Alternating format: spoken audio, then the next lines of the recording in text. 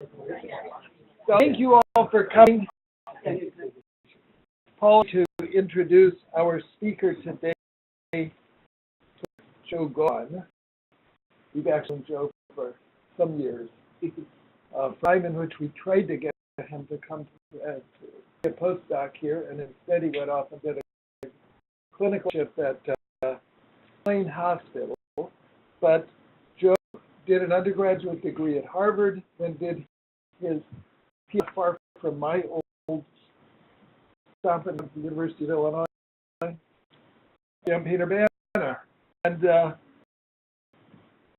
Joe is both professor at University of Michigan in the Department of Psychology and American Culture, and director of the American Indian program at the University of Michigan. Just say that there are two things that make Joe quite helpful, both with Hartman and with a lot of work that we're engaged in which, number one, he's done really some fascinating and absolutely terrific work that is good quality scholarship focuses of historical trauma and historical trauma in American Indian communities, work through conceptualization of that, but then working through how actually that history plays its way out in the ongoing experiences of American Indian communities today. Secondly, he's been interested in mental services not purely through research, but by trying to Paul teaches us to do. That is, it's more interesting to study by trying to get involved in doing something about them, and has been not only a clinical researcher, but a community researcher, and doing the hard work that it takes to work for long periods of time in communities that are not necessarily his own, but which he's made his own over the years, and with whom he has spent very long periods of time, and to which he remains quite deeply committed. And his scholarship really grows out of that work rather than the other way around. And so I think that fits the pattern of work we're all familiar with here. Many of us are committed to it. And so we're really pleased to have him join us today and to talk to us about his work. So welcome, Joe.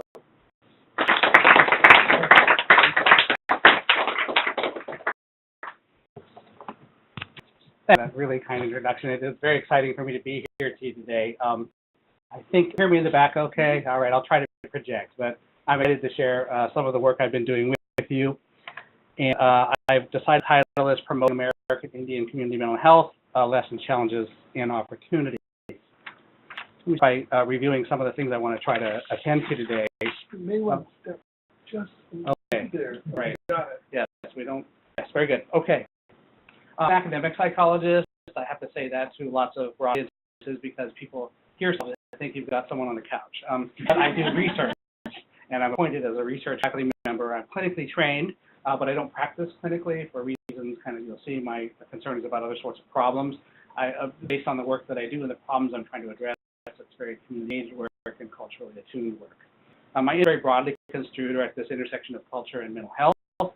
And in particular, I'm interested in services that are community-based services that are reaching American Indian people in the settings where they live in concentrated populations, so that's reservations or that's urban Indian clinics typically, and particularly around interventions that can be culturally tailored. There's a very large, reflexive, self-aware discourse about culture by Indian people when it comes to issues of mental health and service delivery. So this is understanding and navigating what Indian people themselves claim about culture and its relevance for mental health and well-being. And it's important to say I'm an arts and sciences-based faculty member all of my career. I'm a psychologist by training, and I'm learning more about medical school kinds of arrangements and looking forward to talking more about that today. So there are different forms of inquiry and analysis. I mean, in some sense, as Byron suggested, it's very practical problem-solving kinds of stuff that gets me interested. I want to be relevant to community people in trying to improve the quality of life. At the same time, I go also around trying to engage in analytical refinement and critique of the very work that I'm doing. So in some ways, I'm engaged in scholarship to try to make life better, but run along behind myself or beside myself to try and unpack what I'm hearing and learning and thinking. And so kind of two sorts of things going on along at the same time. I engage in interdisciplinary conversations and contributions. I've been a member of the American Anthropological Association as a graduate student. Terry O'Neill, one of the former graduates of this program, was an informal mentor of mine during my early end of my graduate training into my first research projects and so on. I seek real community relevance, as I've said. I have 4 in the time that I have, and I do see a clock which will help me, so this is good. First to American mental health context, to find a post-colonial predicament, with being debatable, so it could be in parentheses, that question mark after it, but to find post-colonial predicament that accesses mental health services for Native communities. To consider community-based approaches that harness culture as treatment, in quotations, and I'll explain what that means later, for resolving the post-colonial predicament, and the implications for future mental health research with Native communities. Background in terms of the context, and moving on.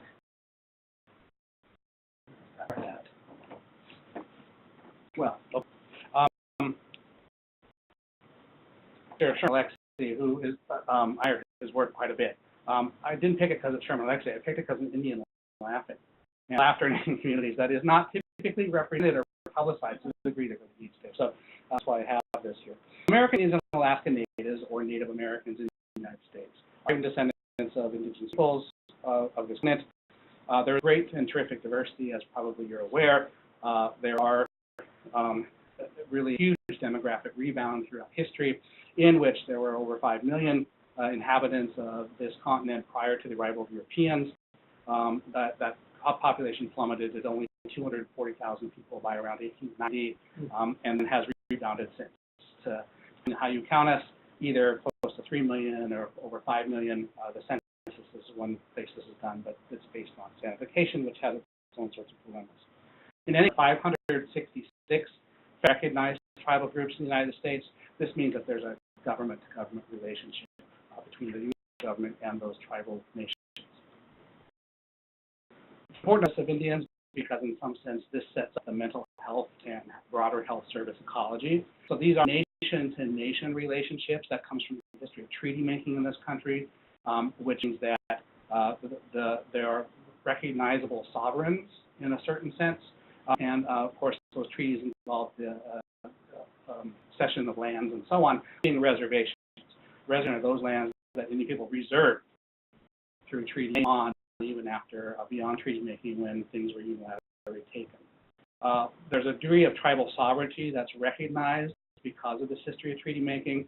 It's called domestic dependent nationhood in Supreme Court terms. So it's a bit complicated area of law, federal Indian law. In any case, there's a good deal of community autonomy and a very distinctive political status. The United States Constitution does not apply to all of Indian country, except insofar as Congress has explicitly said it applies. There's an Indian Civil Rights Act, for example, that applied most, but not all, of the Bill of Rights to Indian reservations. So there is not the right to freedom of expression of religion, for example, guaranteed for Indian communities. Some communities are basically theocracies or envisioned to be theocracies. The trust obligation that follows from this is to say that the United States has an obligation like a guardian to a ward to protect and look out for the interests of the ward. Obviously, that hasn't been far too many times throughout history, and part of the problem with that is inadequate appropriations. So even though there's laws passed that commit the United States to do this, that, and the other, there are too frequently not adequate funding to really realize those particular goals.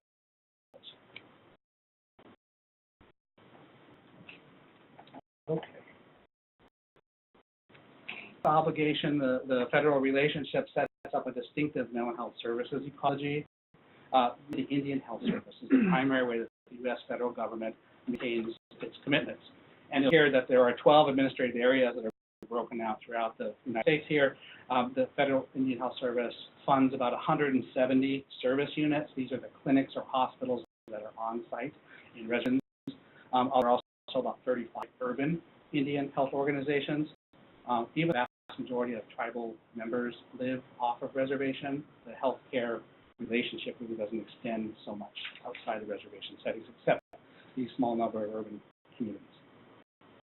The Indian Soul System of Health Services are really tailored toward Native Americans. It's relied on by 55% or so of members. The per capita expenditures are less than 40% relative to broader coverage for other Americans.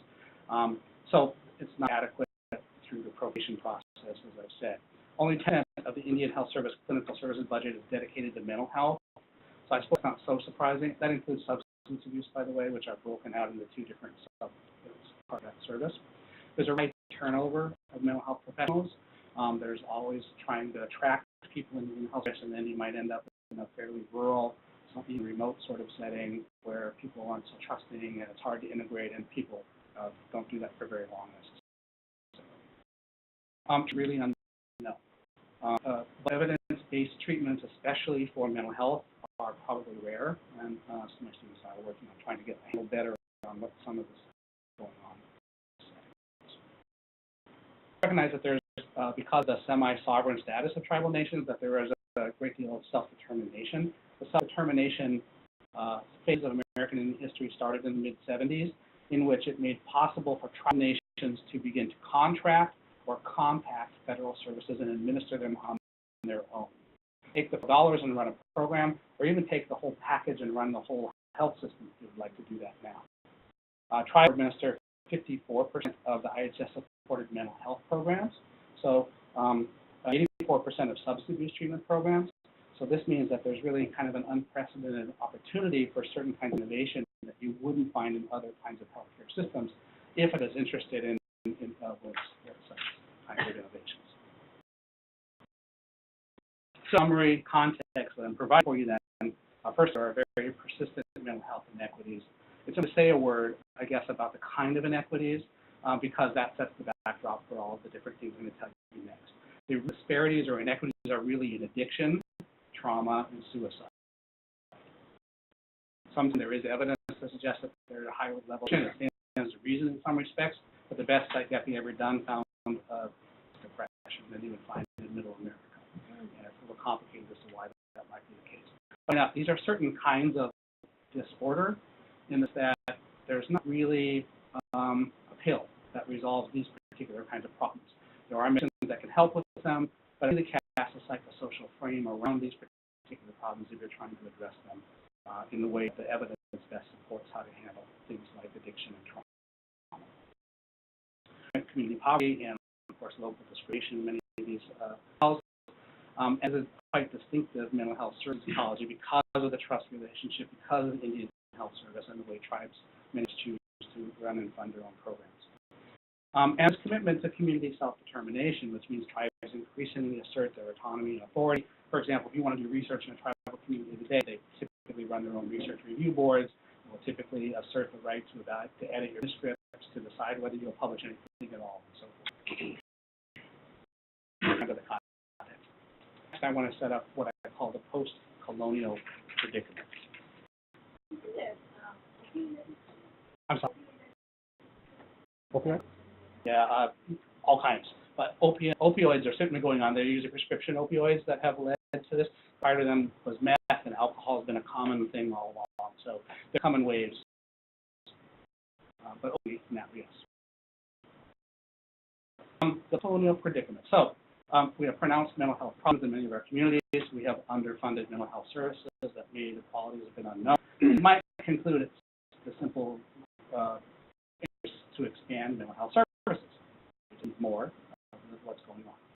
Now, assumption was put to the test from me in one of my early investigations that Terry O'Neill helped me to develop.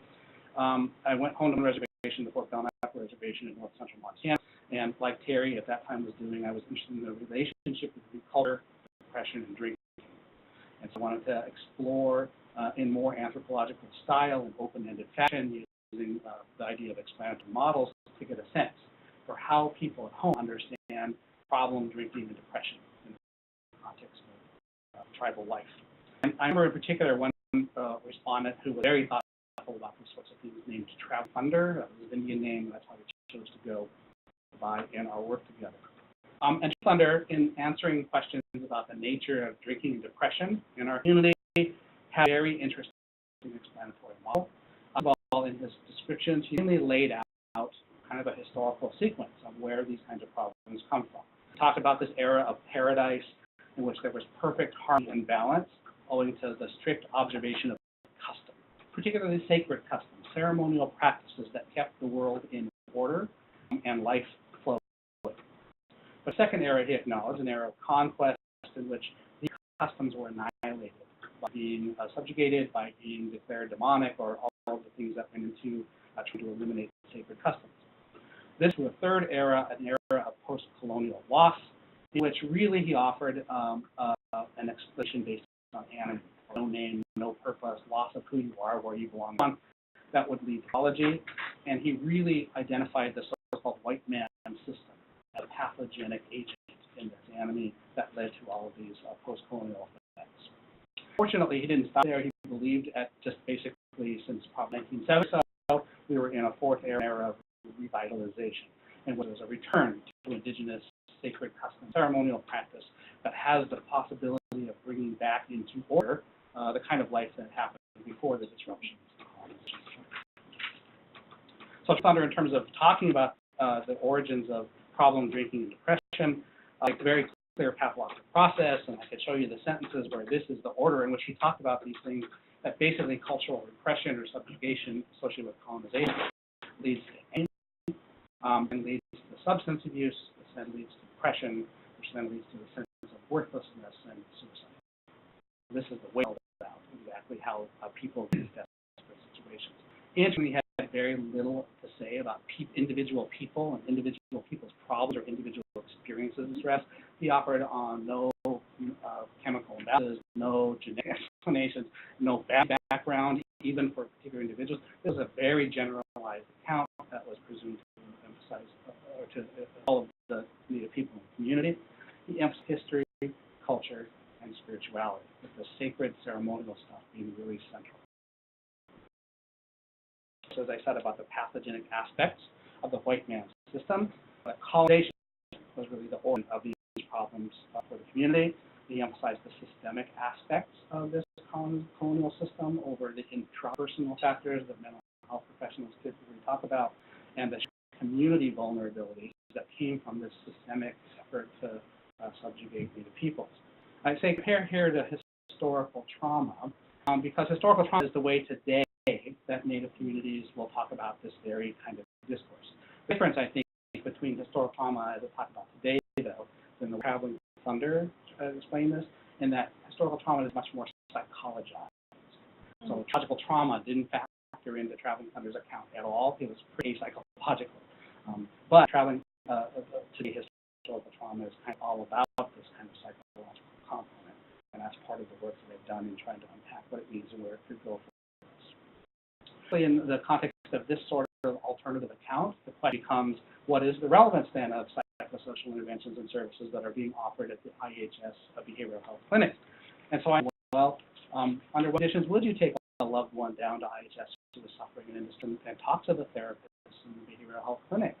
And he grew really quiet and stopped for about 10 seconds and then spoke very deliberately. And this is what he said. But they're not using bullets anymore. They want us out, and therefore the Indian problem will be gone forever. Using a more shrewder way than the old style of bullets. Just picture of your past, your history, where you come from, and look at where the white man's leading you. I guess you could make a choice. Where do I want to end up? Next, people want to end up looking good to the white man. Then, it'd be a good thing to do. Go to the psychiatrist in the Indian Health Service and say, well, I'm going to rid me of my history, my past, and brainwash me forever so I can be like a white man. That'd be a choice each individual will have to make. He's a mental health encounter at the Indian Health Service clinic as a colonial endeavor, not only a cross-cultural encounter, but engaged in a form really of neo-colonial cultural positivization. So, this idea of the post-colonial predicament. On the one hand, we have really urgent community needs around some of these mental health inequities. We live in impoverished settings to a large degree, and there are these documented disparities. On the other hand, services that are on offer for people traveling from there. Of course, there's a lot of diversity within a given tribal community, and some people it's just right for. There's a swath for whom the services on offer are incongruent. By Traveling Thunder's description of brainwashing forever to be like a white man, also by attested to by different research evidence even, help-seeking preferences have been assessed in some of these communities. So in the Big Psych Epi study, the AI Superkit by Spiro Manson and colleagues, because it's a southwestern tribe, for example, that tribers were as likely or more likely to consult healers than they were mental health professionals for these mental health problems. In a big EPI survey of youth and their families in the Great Lakes, Walls and Whitbeck found that the preferences for traditional services, as opposed to mental health professionals, occupied the first dozen or so places that people could fill out things they would go to for help before they would go to clinician or provider.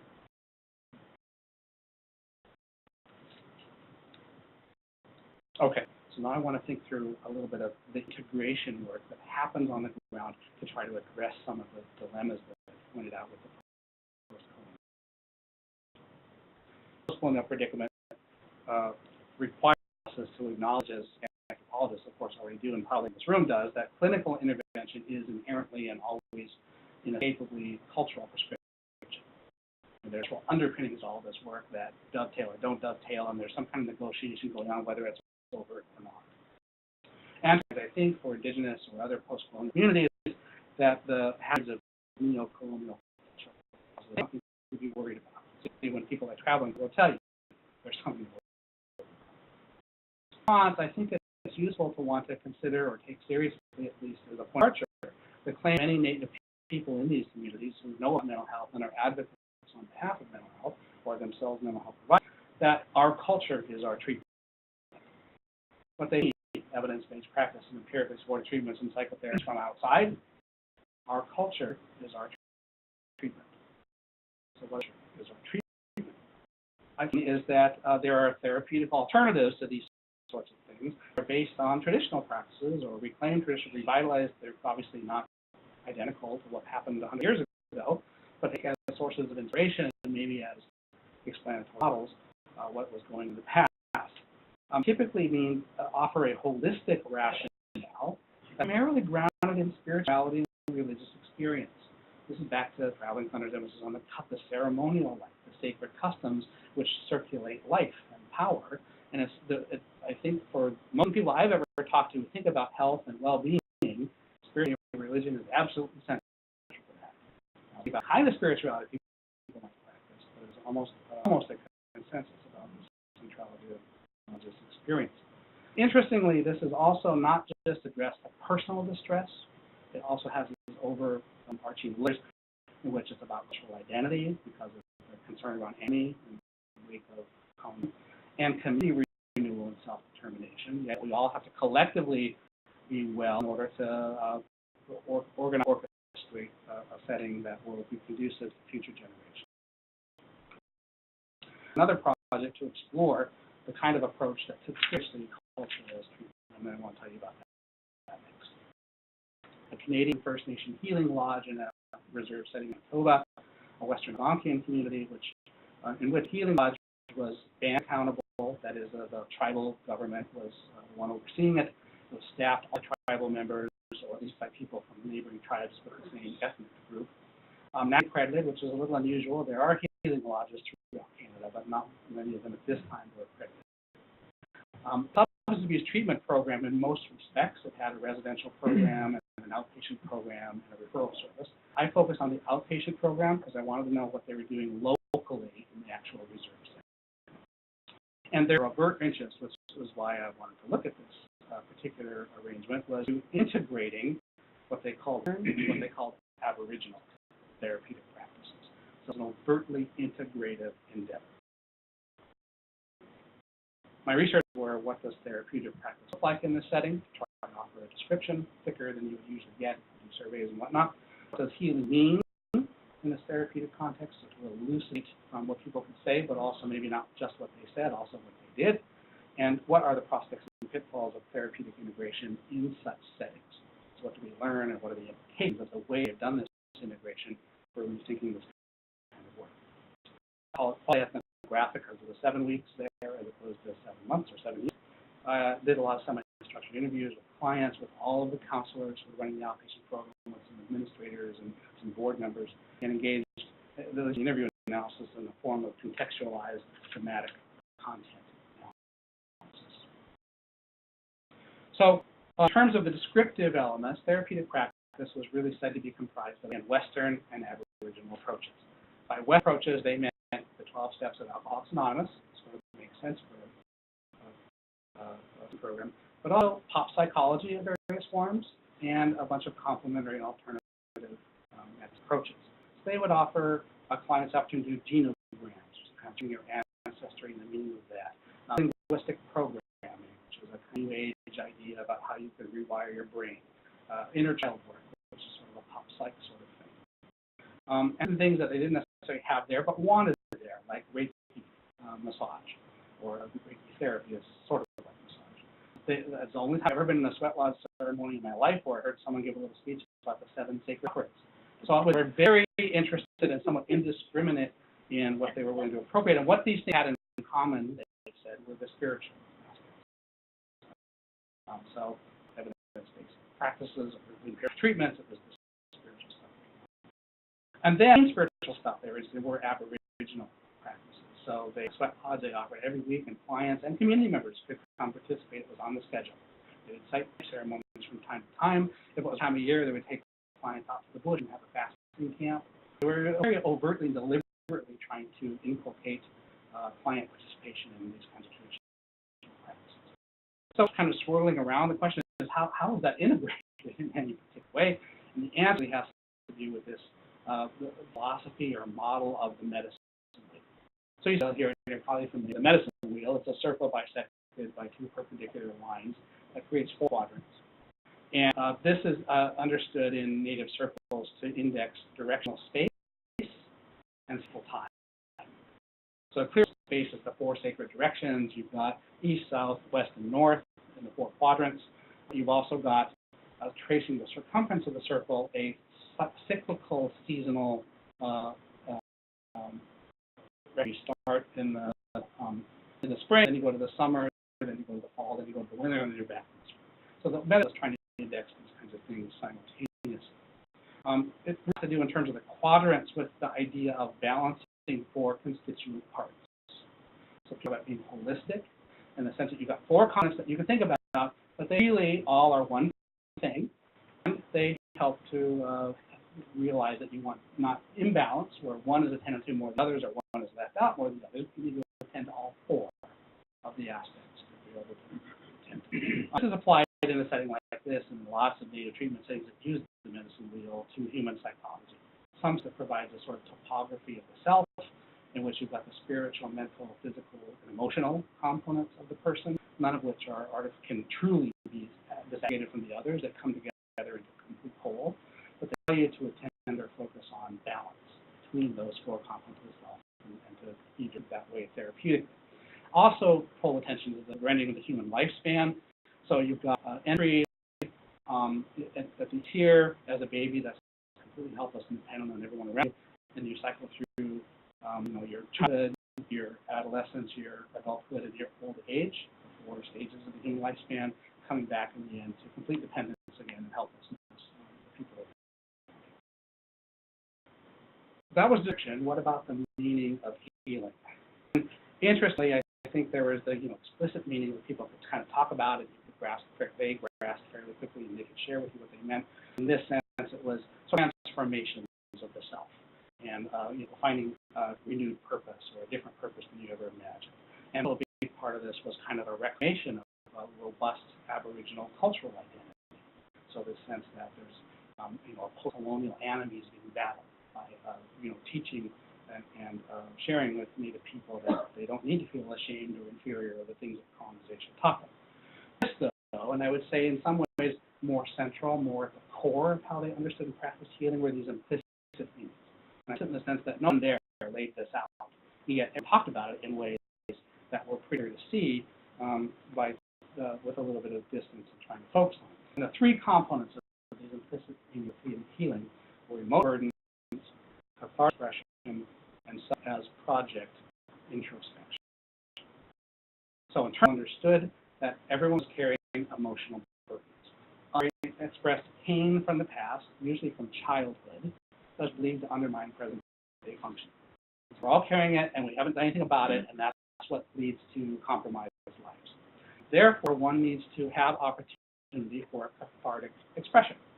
That is, this release of unexpressed pain through full expression of happiness can help to restore one's wellness. So a lot of the treatment was about getting clients to disclose their pain in a group setting or to their therapists or counselors.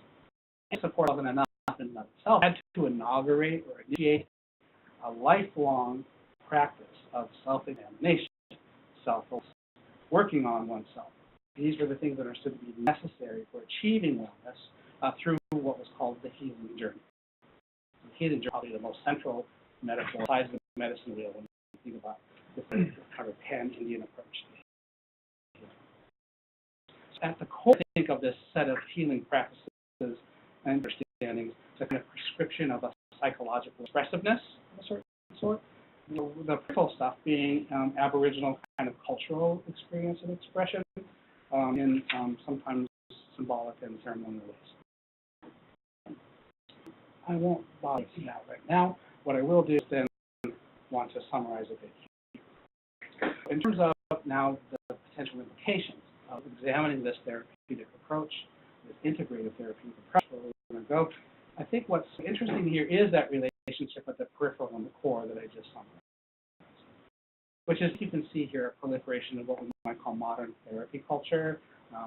Frank Ferretti, a social wrote a book called Therapy Culture. There's a lot of books about the way in which therapeutic expressiveness, the fragility of the self, the way one looks inward, et cetera, are going on. So with pop psychoanalysis, you can see Freud, means removed, of course, through popular psychoanalytic representation right there in this. There was still staff enthusiasm for this, though, because they had all found ways that their lives could be transformed for the better, and was eager to really share this with people as well. So, by Aboriginal with this kind of core activity, interesting to see what really happened at this. One thing I wanted to know was how many people have completed this program. It was all set up in a 12-week sequence of things. You would graduate at the end if you stayed in, and hundreds of people from the community had been referred and come in and started treatment. I shouldn't say hundreds, probably 200 or so. I asked about those who had finished. The numbers were gone, the computer program or what have you, but they maybe said 24, maybe 30. So we're talking a stick-with rate to completion of 10%. So why? I mean, what's going on here? And I think a big part of it, from what I could tell talking with people, was the which communicative norms were, if possible, maybe even transgressed by this kind of therapeutic expressiveness. So, like most Native communities, there's a certain degree of reticence that people will express publicly, that is outside intimate relationships, because as the anthropologist Regan Darnell, who worked in a lot of these kinds of communities, will tell you, public speaking is dangerous. It's dangerous because you might inadvertently infringe on someone else's autonomy, which can make them resent you.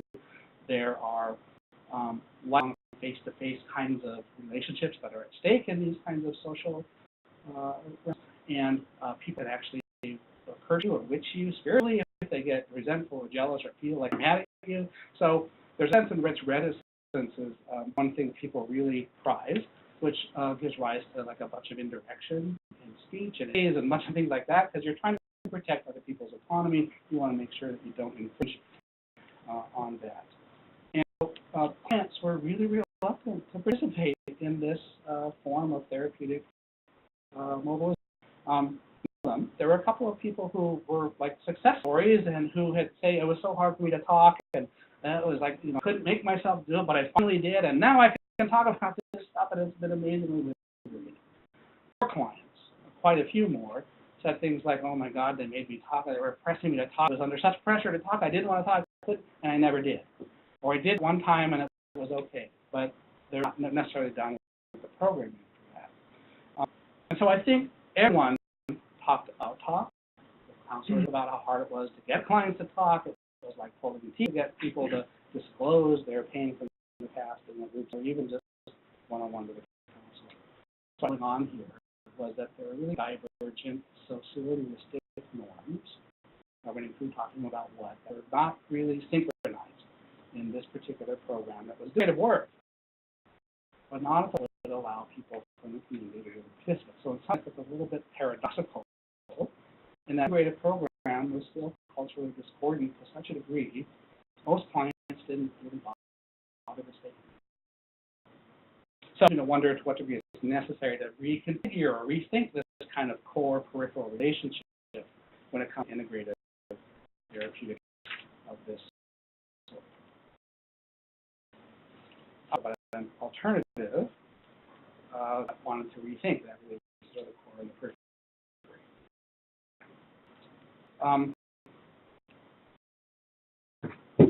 Approach to cultural adaptation in mental health services is to take what evidence-based or empirically supported, or at least what's the reigning thing to do, and secondarily figure out how to adapt it to accommodate differential cultural sensitivities. So we can think of it as maybe dressing it up in beads and feathers, but want to really still be what it is to be able to benefit. So starting psychosocial intervention, which is really the core then of what we do, adapts for use in diverse community mental health services covered at the peripheral level. So what I wanted to do in the wake of this previous experience was to then an inverted approach. So start instead with indigenous therapeutic traditions, and narrowly or in peripheral sense figure out how to cultivate those for use as interventions in today's mental health services. The question was, would I find anyone interested in doing this in Indian country? Because it's not just me. I mean, I want to have a partner who would value that. A bit more background. Remember, historical trauma is the way people tend to talk about this sort of thing in Indian country, and historical trauma has as part of its explanation that traditional ceremonial practices are part of the healing endeavor. So another rationale for why the culture as treatment thing might make sense, and starting with indigenous kind of therapeutic approaches would be a starting point that could be compelling. And then the focus on substance abuse through line, and that is an area where we think of it. I think it's reasonable to think of it as a post-colonial pathology, which might be very amenable to kind of meaning-making and purpose-driven and identity-based sorts of interventions in a way that psychotic illness or something obviously is. So for this too, in which if you go in Indian country, Native people will attribute their own recovery from addiction, say, to participation in cultural practices and ceremonial sacred stuff. And I picked up on this. There's people who do statistics to reveal that traditional cultural practices have been associated with Native recovery from these kinds of problems. I think also you can just acknowledge, almost at a common sense human experience level, that a radical reorientation of the self can yield these differences in purpose, motivation, spirituality, social networks, the kinds of things that I think I've had most growing up in Montana, and people having Christian conversions, were born again, and they have of sin, and then they have this meeting, and they turn their lives around really dramatically. So I think that's sort of a way to think about what might go on in culture as treatment kind of approach as well. So I found a partner in the Blackfeet Nation of Montana. This is a reservation headquartered is Browning. And Browning, there's the Crystal Creek Lodge, which is another substance abuse treatment program. It's run by the Blackfeet Nation. It has a residential as well as an outpatient sort of said well. It's the only accredited Indian-run residential program in Montana. It follows the Minnesota model of substance treatment, in which it's group-based, in which it's first 5 steps of Alcoholics Anonymous are really what people work on. They're in there for 30 or 60 or 90 or 120 days at a time, locked doors at night, rigorous schedule. And staffed entirely by Native, and all the clients themselves are Native as well. And in trying to ask the degree which they might like to think about indigenous therapeutic practices as being more central than is often the case, and they were eager to do so.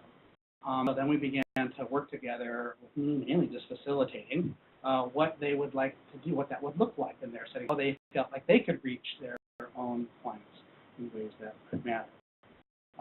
Came up with by consulting with spiritual leaders, bundle keepers, and in the end enlisting a grassroots traditional society called the Crazy Dog Society, was a cultural immersion camp that we wanted to start offering to clients in the summers. And was our clients know nothing, they're completely alienated from what it means to be Blackfeet, but if they can get a taste of what it was like for hunters to live prior to the reservation era, then that might be something that can help them to cope with addiction. After kind of mapping this out and getting a sense for what it'd be like and getting some funding, we went ahead and piloted this with the Crazy Dog Society being really the ones who were running it in the summer of 2012. Socialization of clients into, quote, the old Blackfeet religion. The Crazy Dog Society is interested in revitalizing not just Indian, but Blackfeet Indian religion as they understand it, which if they will discuss Pan Indian stuff and so on. The idea behind it, again, more tacitly, was that healing and recovery come from spiritual practices that circulate life. So traveling thunder back to the ceremonial and sacred practices and the sort of means to therapeutic benefit. Lasted for 2 weeks for that first pilot with a very small number of men clients, which we'll come back to. The activities involve traditional skills, cultural practices, and participation. So the first thing we had to do was set up the teepee village. And teepees are able to set up, and that's something that's actually prized in cultural life on the Northern Plains. So that was the first thing people did, and then once it was all set up, we had a pipe ceremony. Known for the way they paint their teepees. So lodge painting was one of the activities that did, skills that they tried to share. Berry picking, plant harvesting, hide canning, collecting a niskim. Niskim are fossilized shellfish that traditional Blackfeet religion viewed as helpers, spiritual helpers. Culture, storytelling of various kinds, tracing family ancestry, visiting Chief Mountain, which is the Blackfeet's most sacred site there in Glacier National Park, decision-making exercise. Ritual participation, so talking circle, which is sort of, I think it probably comes from like an Alcoholics Anonymous style sharing circle, but then it has a sacred context put around it to make it a talking circle. Ceremony, as I said, right after teepees. Very next day, went out in the bush and just spent all day making sweat lodge, having the ceremony. And dogs have a bunch of special ceremonies of their own, in which they transfer rights and the to do certain kinds of things or possess and use certain regalia, those kinds of rights, and they do that through a transfer right. So all the clients who are participating in this as well. This memorable and inspiring in all kinds of ways. So I've done a couple of these kinds of community things where it's pretty wide open and where I'm going where they want to go and where I'm really trying to facilitate. You never know if it can possibly come together because brainstorming about what they put on paper, you just don't know if they can bring it off. And in this instance, I think it was that it came together. Instances like that, but I've also had instances where it doesn't come together and the whole thing fails. So it sort of depends. This did come together, and I think it's really hard to overstate the sacred and socio-political significance of pulling some of this off. It was so important to evolve. It's fundamentally unrecognizable as psychosocial treatment in any kind of mental health frame of reference. There's no psychoeducation, there's no talk about your feelings, there's no skills about how to prevent relapse or anything like that. It's set much traditional spirituality and religious experience. Traditional Blackfeet religion has to do with the power of sun, and the word for sun power, and the idea that these serve again great life and power for health. Promote a sense of community and belonging. This kind of really important. I mean, belonging. You can think of how well-being and health matter a lot, but it gets underemphasized a lot in Western individual societies, but it's really important in Native societies still. And sometimes I'd say if I were to summarize what this camp offered, it allowed a bridging of historical discontinuity in these clients who were really alienated from their own ancestors in the past. It really did an amazing job of erasing staff and client boundaries. When the crazy and the clients and I were out doing whatever we're doing, there might be 20 people there, a small number of clients, the people wouldn't know who clients were. And it didn't matter because what we were doing was important to do whether you were a client, whether you needed that particular kind of therapeutic intervention or not. It's all good. It all brings life into us. Society activities, so there's kind of a built-in way for people, if they're done, come out of treatment, to continue on in that throughout their whole lives if they want. And say it's good for all Blackfeet people. I don't know why this has to be framed as a treatment or as an addiction program. And Blackfeet should care about this and can come out. Summarize it by saying it was provided or afforded the opportunity for the crafting of a functional contemporary Blackfeet identity and to a certain degree that were us with rather than alienated from the Black past. One of our clients they liked it. Did vary a little bit, but basically they thought it was needed.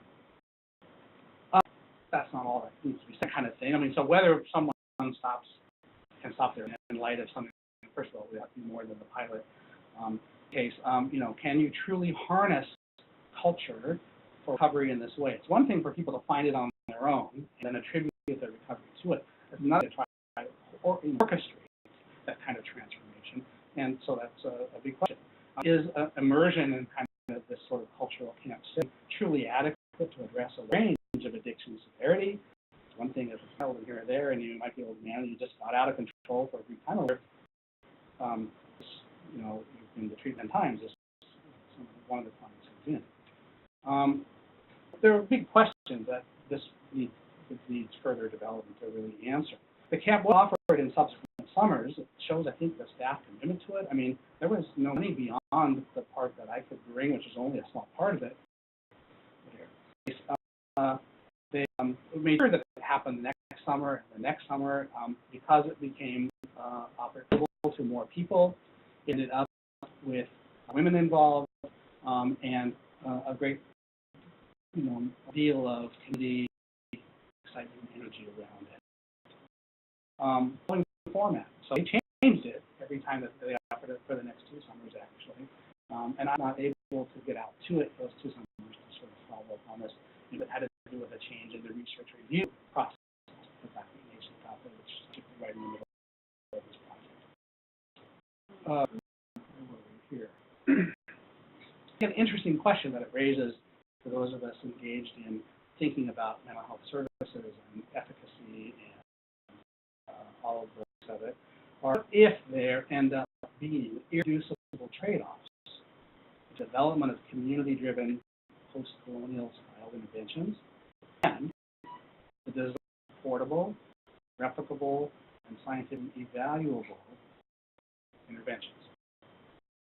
So, this is what Fort Belknap, my reservation, would have come up with necessarily. It's not what Flathead across the mountains would come up with. Different communities would probably come up with different kinds of things. These are small numbers of people. In terms of causal efficacy, you would want to have a randomized controlled trial that involves random assignment of people to different treatment conditions and control conditions for comparison purposes. Probably in all communities where the number of clients willing to participate are small. So statistics aren't going to work very well unless you can offer it. Anyway, there's real challenges here, and the question is worth it here? Is it? I would argue that, hey, we show with good confidence that this works, then what's the point? We're resources and we need them. Let's get going in a more efficient way. Versus other people would have the perspective that if it's what the community wants, who am I to say different? Also say, before I step back for you here, that my next project, which I won't talk about today, was working with the Urban Indian Health Clinic in Detroit to develop, at their request, an orientation project for traditional spiritual practices for members of their community who are multi-generationally removed by reservation ancestors.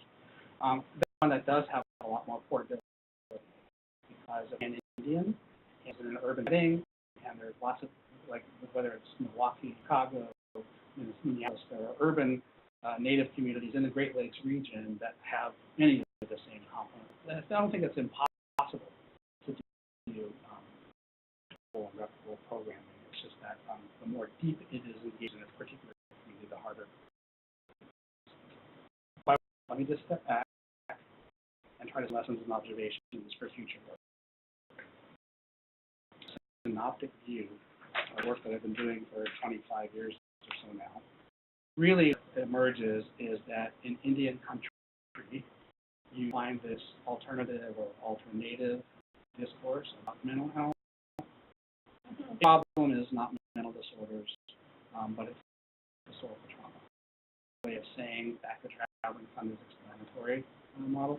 This is about accommodation, and the problems of that are particularly vexing are not the things that biomedicine is necessarily best tuned to address. The action is for well-being or wellness is not, some restoration to sort of neoliberal individualism, and to navigate free markets and pursue the happiness. There's much more, indigenous forms of self and personhood that are embedded in large families, and which family reputation matters, in which kinship obligations matter, and in which life is much more about a good person within that sort of context. Empirically supported treatments that come from the latest, greatest scientific mental health specialists who develop and test these things, because those are all secular. What do they have to offer us? Rather, reclaimed healing practices that are sacred, spiritual, and ceremonial, and circulate life. Not really scientific studies. I've never heard an Indian person outside of just one other Indian psychologist. Most other Indian psychologists are not too interested in evaluation. One who thinks it may be a good idea to do, but most people feel like we know what works in our communities already. Or don't know, we have our own ways of knowing, and whether it's more in study circles where you find claims about indigenous ways of knowing, indigenous epistemologies, indigenous research methodologies, so that, again, an alternative even to what outcome evaluation. Us with 4 considerations for future research. Obviously, there are clear and alarming mental health inequities that affect too many Native communities, and we're still left with remedies. I mean, every community wants remedies for these things, especially when young people are telling themselves, so really they do in Indian country. People are desperate for some answer. Access professional mental health treatments when they're so limited, so it increases their availability and use. The fact that the relevance of professional mental health treatments are disputed. Many people, not just Traveling Funder, but even the mental health advocates, are the ones who say, we don't need that, or that's not about that won't work here. What others should be pursued. And given that advocacy for local traditional therapeutic interventions is willing, how do we work? So can we determine they're not just spinning our wheels or engaged in hopeful thinking that isn't disciplined by any kind of investigation or outcome? I've thought about more besides it's all here if you'd like to see it, but I'm happy to talk more about some of those things now, and I look forward to hearing from you. Thank you.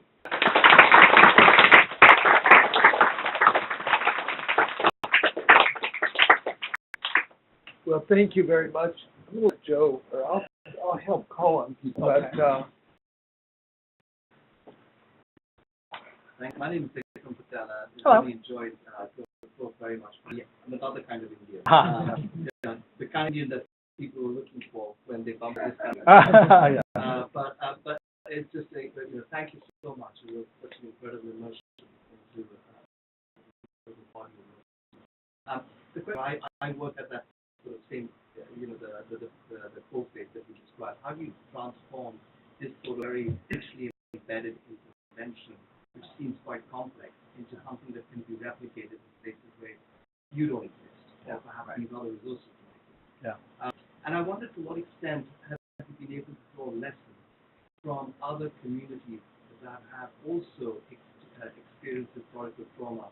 I'm thinking particularly about a community that I have worked with, Australian Aboriginal people. I recall almost identical. Maybe some nuances are different. Yeah. The whole idea of dream time and the whole idea that you could not convert the very high rates of self-harm and substance use into a medical condition. I just wondered how much sharing is there between the kind of work you're doing with Australian Aboriginals, and in fact, to some extent, the historical trauma of Black people in South Africa. They now run the country, as it were, in democracy. Talk to many Black people in South Africa, they describe the high rates of order, social pathology, as a function of 150 years of brutal traumatization. Yeah, right. So I think the connections that are most close, in which there's information and practices being exchanged, are U.S. running through Canada, New Zealand, Australia, and then kind of back around. I think there's something to the fact that former British Commonwealth nations. I think there's the fact that the U.S.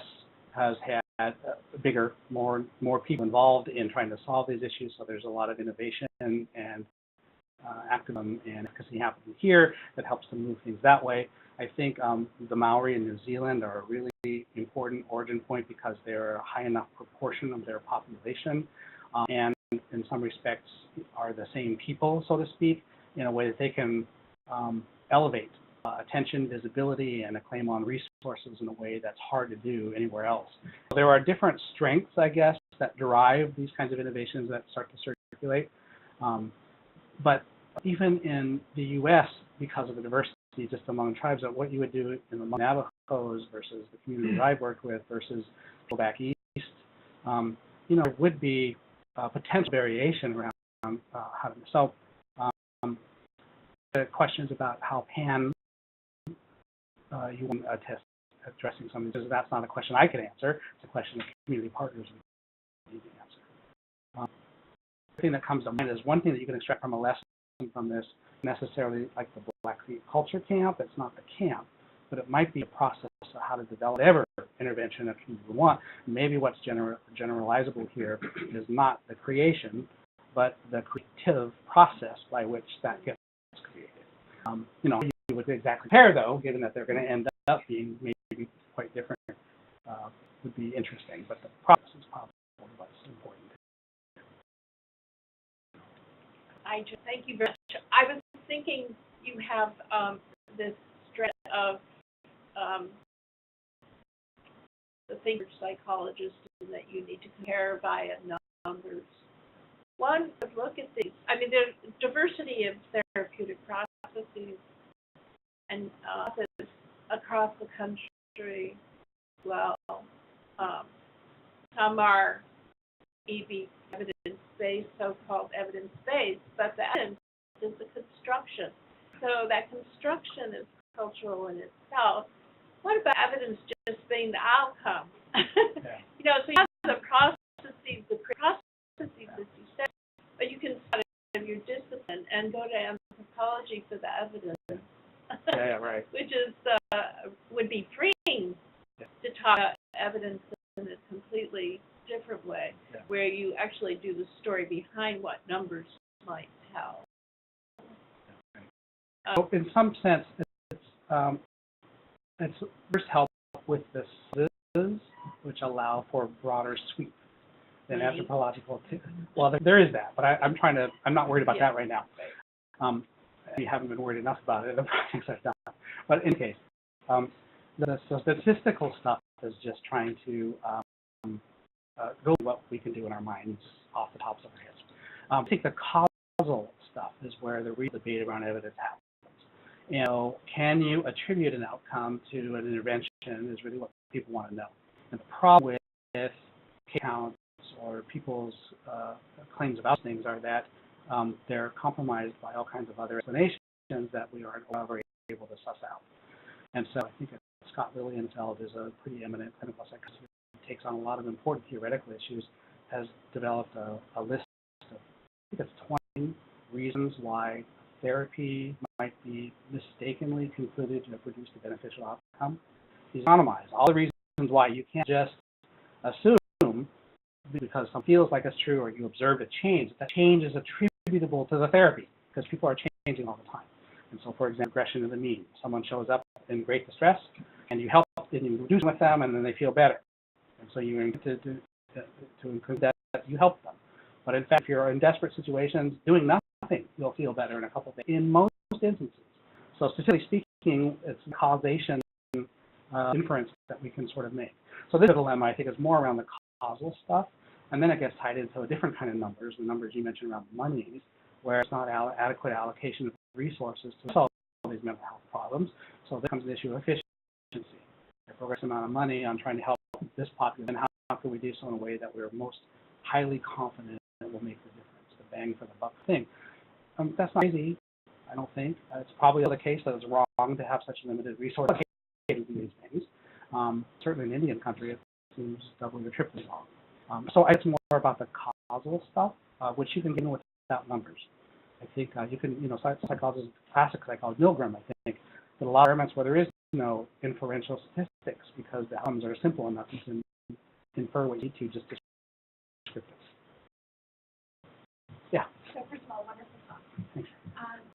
And the question has to do with, so in thinking about how people develop the intervention and it's something to be around the community's relationship and sort of in the boundary community versus community. And I'm wondering if there was attention or any data around sort of the community, the intra-community social determinants, and if that, around the people who had divergent views, Right. how much to stay within the community or boundaries once in a while, and whether or not that seemed to be addressing the therapeutic. Yeah. Fit camp in particular, yes.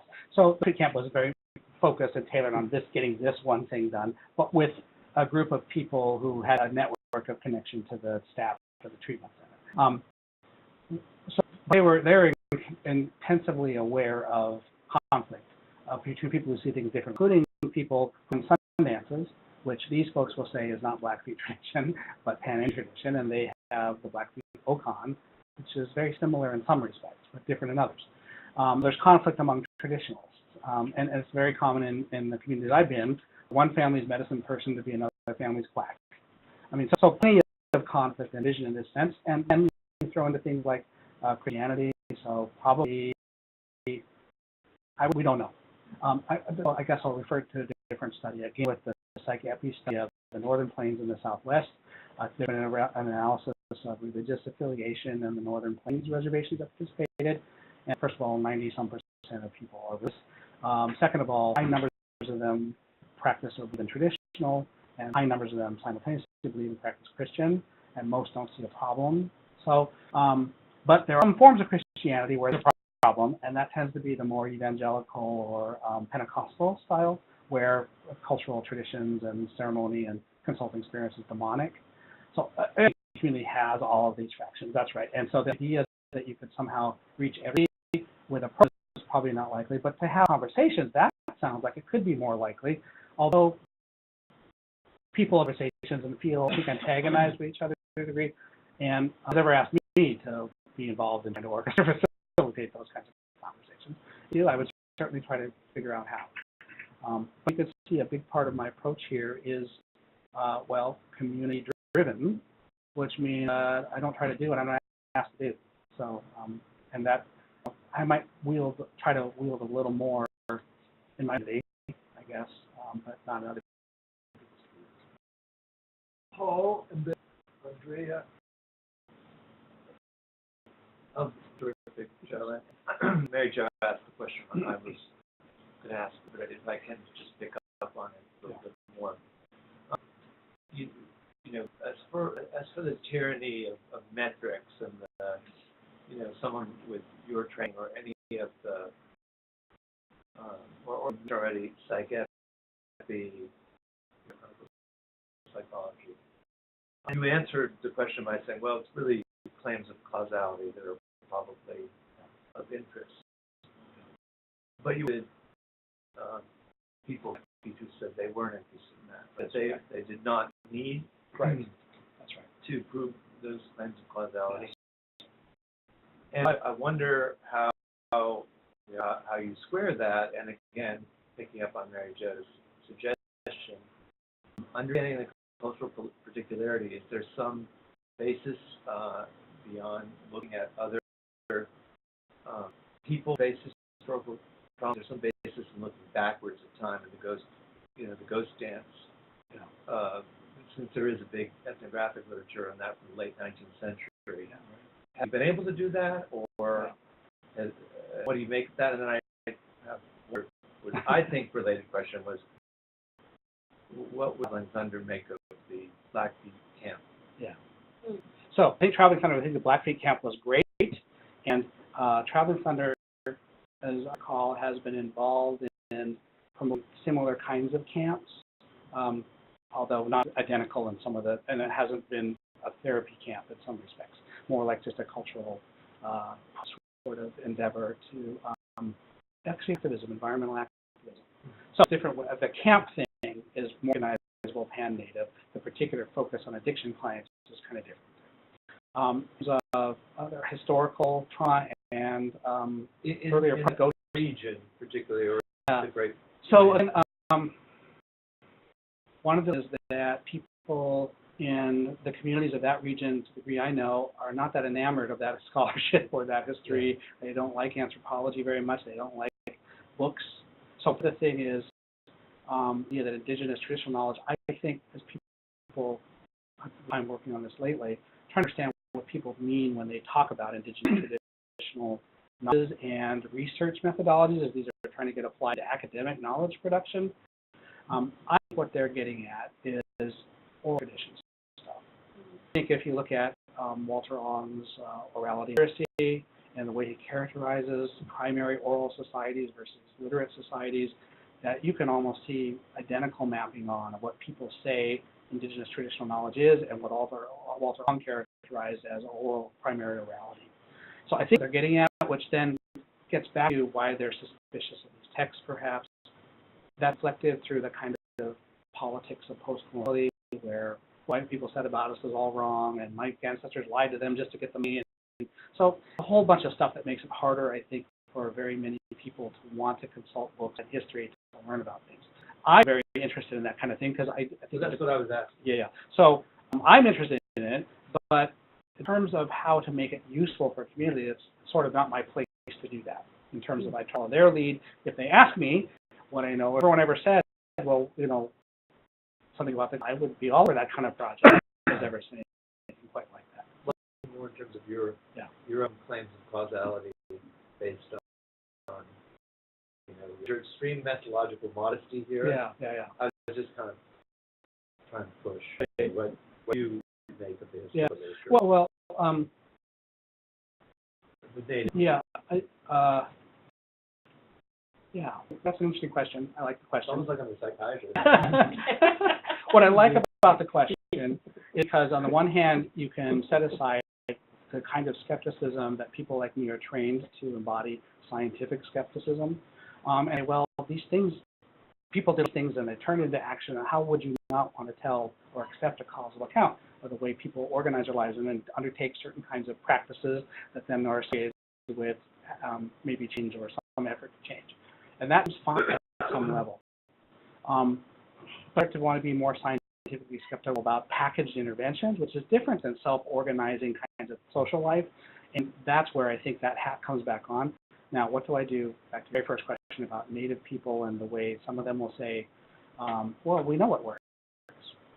Well, I write about that and how that is opposed to what psychologists and psychiatrists and mental health people approach these kinds of problems and knowledge-making in general, trouble it, to the degree I can in my writing, and sometimes with interlocutors in Indian country, yeah, you know it works, but because everyone can be skeptical. If one family's medicine man is another family broad, you're skeptical. So then, well, wait a minute, what are the conditions under which you're skeptical? And we have to question whether something works or not.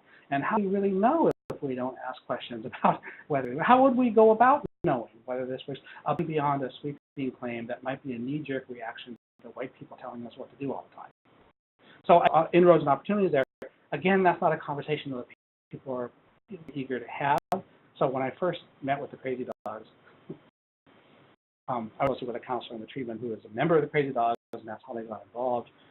He said, well, we're going to go ask the Crazy Dogs at their next lodge where they're having a ceremony to see if they'll be involved with this. I said, great, I can come. So I went, we sat down, and they're doing things for an hour or two, and then time for this request. And so the leaders, they were in Gallia, and the leader said, okay, well, we understand this request. So, the counselor I was working with, what is it you wanted to know from us? Name's Joe. And so, didn't he had intended for me to say anything about this, but so I gathered thoughts, and I said, we're trying to develop at the treatment clinic an alternative program that would start with Blackfeet tradition. We will also be able to document and to write about this process because mental health professionals do not yet know whether cultural participation in practice can remedy addiction. So I think it would be good to just measure some things and write about those things. But as soon as the point of do not yet know whether addiction can remedy, the place erupted in laughter. I mean, there was like 20 seconds of this chaos erupted, and it all did down. And the leader just chuckled. He said to me, I don't know why people couldn't possibly know, because every single one of us in this lodge is living testimony to the possibilities of these ways being able to remedy addiction.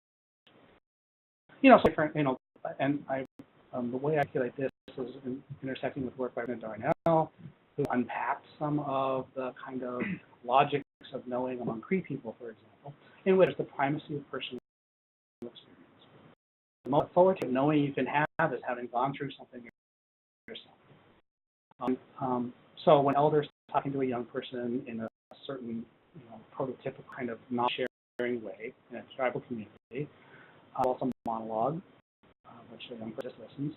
Second of all, there's no prescription. You should do this. You should do that. It's just a recount of what I experienced and what I thought meant and how it worked. It's meant to recognize that there's autonomy, you don't infringe on other people's autonomy, and that the young person isn't necessarily going to know what to make of that now for their lives. They might have to have some experiences later that they can bring this to bear on, or they're just going to leave it aside and not ever think about it again. So it's protection of it is, I think, again, the goal. I also think it's not going to be instructive, and it's based fundamentally in personal experience, which is why elders have authority, because they have a lot more personal experience than young people. So I think there are real disconnects and divergences that you can, because people aren't unified wholes, we're fragmented in all the ways we think. I think there are ways to hook onto aspects of skepticism, but I think most human beings actually, we have your life in that kind of skepticism. So all actually take a lot for granted in everyday life. So Joe, I'm calling on basically remaining people. Oh, very good. Okay. And in part, that way, whether you have a chance to answer or not, you also get people to express their interest. Great. Start with Andrea. Hi. So what's the role of culture in talk? And I think that in the case of the Americans, obviously bad because in the first, there's a hindrance at the time.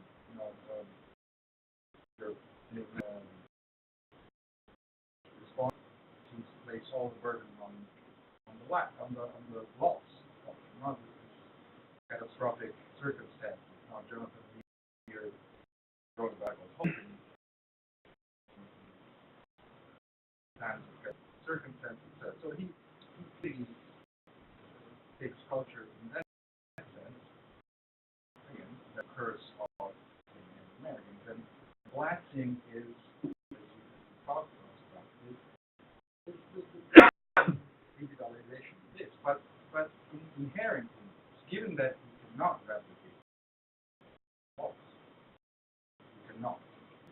That's something that is obvious. Loss. You cannot live like they used to live when they went hunting on, the national park mountains and they on the plains there. So,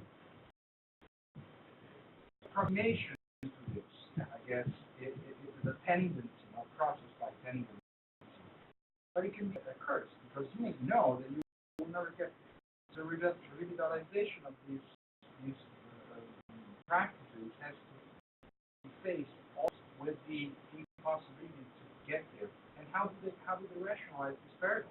I mean, revitalize something culturally that we replicated fully, and if they place their problems onto the lawsuit, it's something that will not be able ever to replicate. How do you Okay, thank you. Megan? Well, there was much more articulately said than what I was going to say, so I was. Let me respond super quick, really quick. I would direct you to Terry O'Neill's work in her book about Salish depression. Her first chapter is about cultural identity, and it's fabulous. It's a great model. And part of what it acknowledges is that every elder generation recognizes that they're not real Indians because they can't possibly measure up to what their grandparents were like. But of course, time moves on, and every elder generation has the same experience, even though their reference point of their parents shifts over time. So I don't know about the curse. I mean, yes, people are conscious of it, but I don't think people are nihilistic about it. That's what's interesting. Debbie? Thank you so much. I had spent some time in Rosebud and Lakota Sioux Reservation, and everything is very consistent with what I learned there. For example, the Sweat Lodge ceremony as a potentially remarkable cathartic place for established intervention, right? The reestablishment of the kinship circle.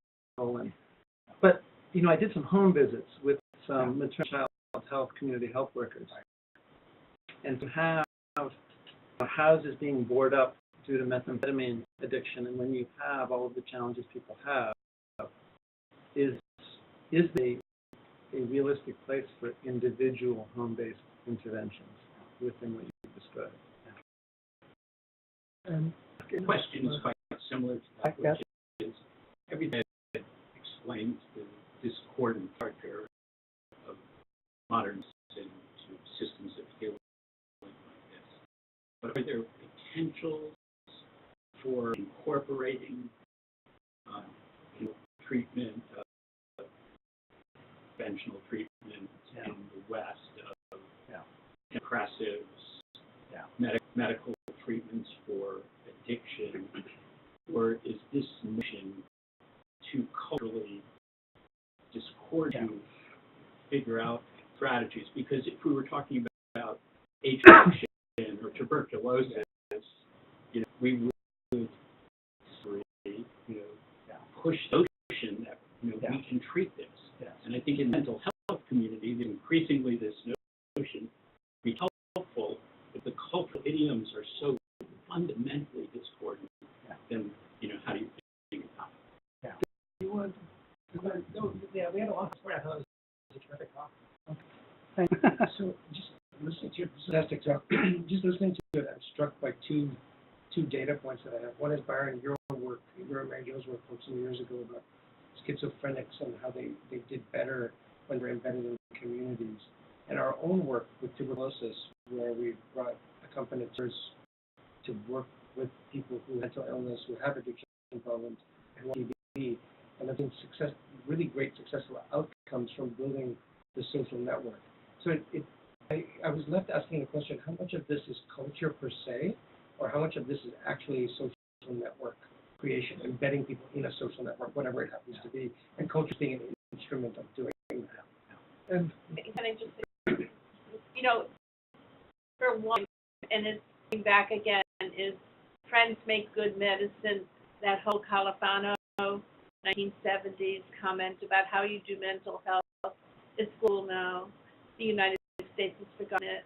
But it's exactly what you're talking about, that social context, whatever it may be, does help with addiction. I mean, if you have a bunch of guys getting together to make, methamphetamine stuff. But the cure for NOME is network. Right, exactly.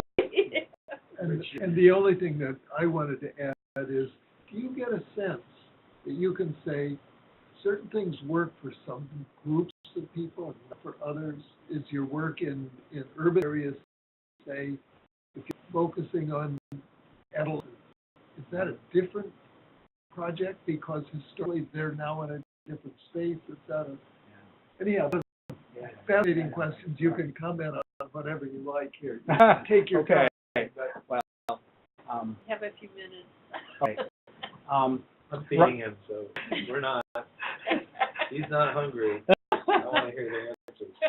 Yeah. So let me remember what some of them were. Social networking, the social network, yeah, and I think that that's a big part of what the Crazy Dog had to offer. I think that's a big part of what coming out of addiction entails in these communities.